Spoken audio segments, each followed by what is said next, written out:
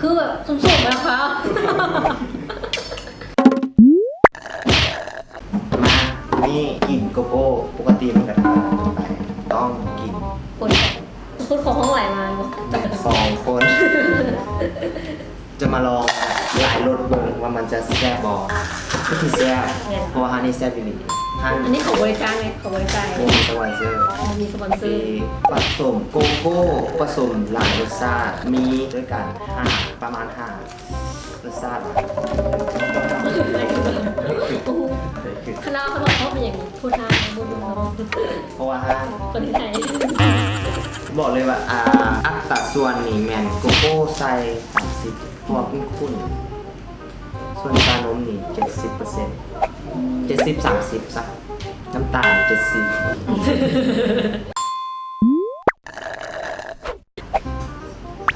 ดูทำอีก เราจะ โกโก้ โกโก้ ให้เบิ้งเท็กเจอร์เห็นนิดนึงโกโก้โ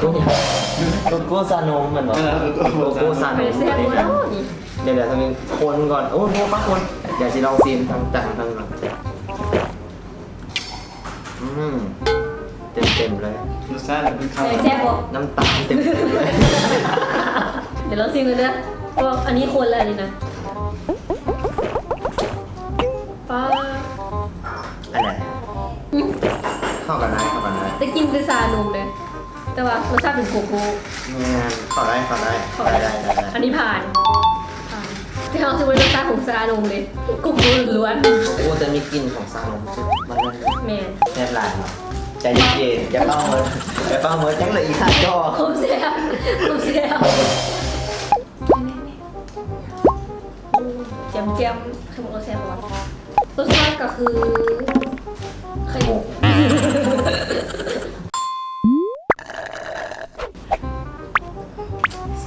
ซีดางแน่นอน รสชาติหรือวะโบแบบมันได้กินแต่วุ้นดำอะนะเดี๋ยวซิมรสชาติดูก่อนโกโก้โกโก้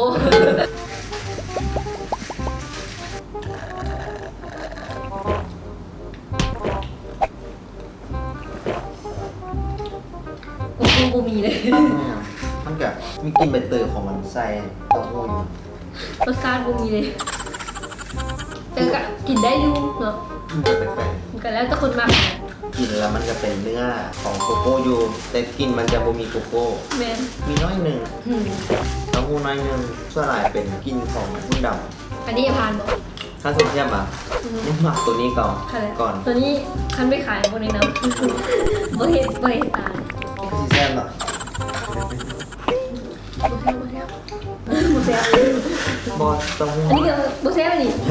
บ่แซ่บเคยแซ่บทำไงวะ ถ้าแม่บ่มากหวานก็น่าจะโอเค ก็โอเค มา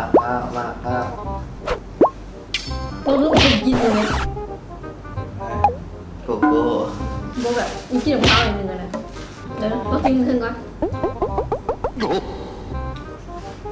มะพร้าวบุ๋มส้มๆมะพร้าว ใส่น้ำซีน้ำเลยดู เป็นตัดจุดท้องใช่ปะ แค่หรอ ทั้งนุ่มกับแบบโกโก้คือเก่าแต่ทั้งแบบกินแบบของเขาแบบส้มๆมานะ ชาติเป็นชีวะ เมื่อมะพร้าวบุ๋ม จะบูมมั้ง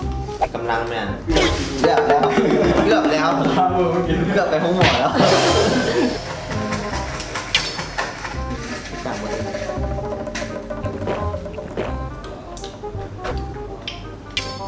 ข้าวมะพร้าว มะพร้าวหอม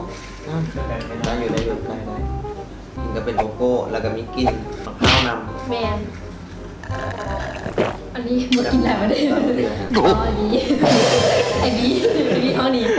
อันนี้มากล้ากินเนอะ ว่ากินอ่ะกล้ากิน กล้ากินโคพาน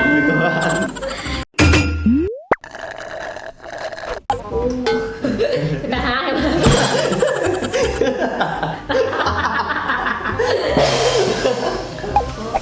ยิ้มหัวเลย พอดีหมดอันนี้นะไปแทกเบาหวาน ไอบีเขาพานเลยวะเขาไม่กินเขาไม่กินเลยกล้องเอาเสียสละเอา ซีนะ ชีส โอ้ยมันจะซาก็แซ่บแซ่บ รสเป็นพิซซ่าสมเลยวะสม โคตรสม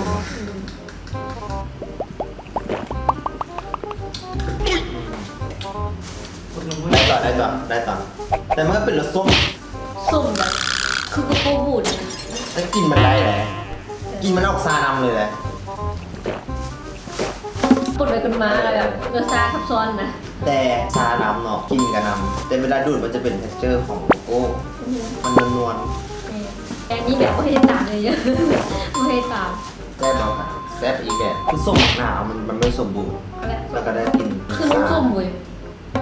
น้ำส้มอันนั้นเนาะ โกซาเขียว น้ำส้ม เอ้ย อันนี้มันซาบักนาวไม่ละโกโก้ซาบักนาวซาเขียวซาเขียวซาเขียว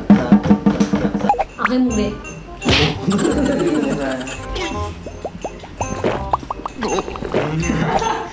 ซาเขียวมัทฉะ ไม่ซาเอาไม่ซาจะเนี่ย เป็นไง ว้าวแม่กินเลย อันนั้นมัทฉะที่แท้ทรูเลย คนแห้ง รู้สึก ไม่กินก็โอเคเนี่ยจักมันกระไรก็คนมา อ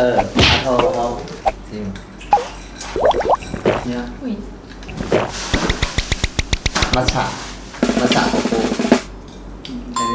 ได้ป่ะไม่ใช่กูจะได้คนเดียวเราอัน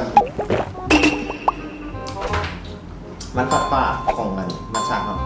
อันทึกใจว่ะอันนี้ให้8ทั้งเต็ม10เลยเต้าหู้ให้7ซะเนาะ ให้เจ๊ไปนี่ ให้7 ปริมาณนี้หน่อยมูเลย มาอันนี้มะพร้าวก็ให้7 อันนี้มันมะนาวดิ มะนาวให้8 แล้วตัวอันนี้แล้วตัวคนหมักอันเนี้ย แต่กินซาในนำอันนี้ขั้นแห่มักซามักนาวซาอย่างจะกินซานำเลย อันนี้ ซา มัทฉะมันลืม ซาเขียวซาเขียว ถ้าเขียวมัทฉะอันนี้น่าจะให้บุมักปันไหนนะให้5ซะ โมมักสมอง อันนี้หมักสุดที่1เลย เขาอ่ะอันนี้เขาหมัก เต้าหู้อ่ะ ตัวหัวเนี่ยดำหนึ่งเลยเขาหมักเป็นจุด5จ้ะ ปัจจุบันโอ้ปัจจุบัน อันนี้ประมาณ6ซะให้6 ให้6บาท มะพร้าวอ่ะให้7ซะอันนี้เล็กๆเลยรสชาติเขาบัวเจ๋งเลยคือเขาเอาเลยตัวนี้เองก็ ให้มันชาบักนาวคือโกโก้ นี่กา5.5 5 อันนี้ได้ว่าเขาได้ ไอ้ให้5เลยไอ้บุมักปันไหนมัทฉะ 10ซะ โอ้ชนะแล้วเหรอแซ่บเพลงป่ะ เสียบ ใครอยากให้เฮ็ดอย่างจะเล่นอย่างซีนอย่างคอมเมนต์มาแล้วเขาสิลองเฮ็ดเบิ่งถ้ามาคอมเมนต์แบบโอเคอ่ะสิเอามาโซ่สุดเลยว่าคนนั้นเป็นคนที่ตก